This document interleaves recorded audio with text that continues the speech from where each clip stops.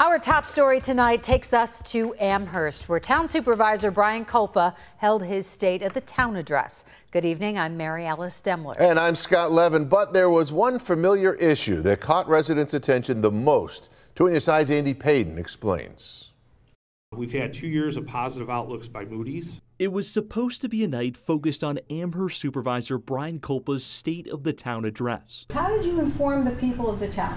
But like most gatherings in Amherst as of late, I have a right to, I'm asking your question, questions. Let me answer that question. It's been decades and years. it was upstaged by a more pressing matter. How much money of our taxpayer dollars is being wasted on decades of waste? Last Friday, letters were sent out to tens of thousands of homeowners in Amherst, saying that for the first time since 2017, property values are being reassessed. But I'd like to know how in the last 4 years my market value has gone up 236%.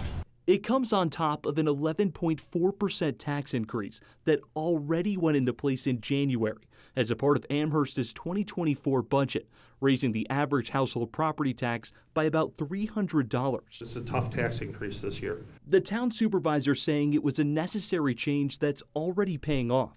We're no longer in federal purgatory for offering an incentive that wasn't taxed. We're no longer paying penalties to the federal government for that.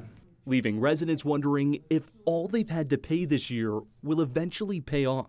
I'd like to know whether some of the one-time costs that led to the tax increase will lead to a tax decrease next year.